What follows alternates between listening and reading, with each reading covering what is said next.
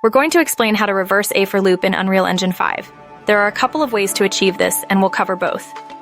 First, let's understand the standard for loop in Unreal Engine's Blueprint visual scripting and C++. A typical for loop iterates from a starting value to an ending value, incrementing by a specified step. For example, a loop to print numbers 1 to 5 would look something like this. 4 int I equals 1, I equals 5, I plus plus, flash your code satisfied. In Blueprint, you'd use a for loop node, setting the start, end, and increment values accordingly. To reverse this, we need to adjust these parameters. 1. Method 1. Adjusting loop parameters. The simplest method is to modify the start, end, and increment values to achieve reverse iteration. To iterate from 5 down to 1, we change the start value to 5, the end value to 1, or 0 if you want to exclude 0, and crucially, the increment or step value to a 1. This tells the loop to decrement the counter in each iteration. In C++, this would look like 4 int I equals 5, I equals 1, I, and your code psi. In Blueprint, you'd set the start pin of the for loop node to 5, the end pin to 1, and the increment pin to 1. 2. Method 2.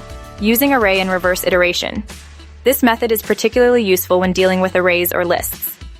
Instead of directly manipulating loop parameters, we can first create an array containing the elements we want to iterate through, then use the array's built-in functionality to reverse it before iterating.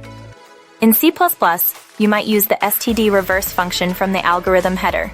For example, terraint myArray EOR 1, 2, 3, 4, 5, std reverse myArray, begin by get myArray.end, for int I equals 0, I myArray, nums I plus plus, your code, it. In Blueprint, you would use the reverse node on your array, then feed the reversed array into the for each loop node.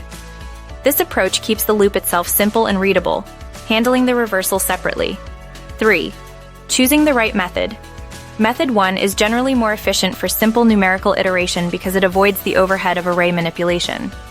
Method 2 is more flexible and readable when working with collections of data, particularly when the order of elements matters, like processing vertices of a mesh in reverse order. The best approach depends on your specific needs within your Unreal Engine 5 project. Remember to carefully consider how the loop parameters relate to the task. Incorrectly setting the loop conditions can lead to infinite loops or unexpected results, so double-check your values before running the code.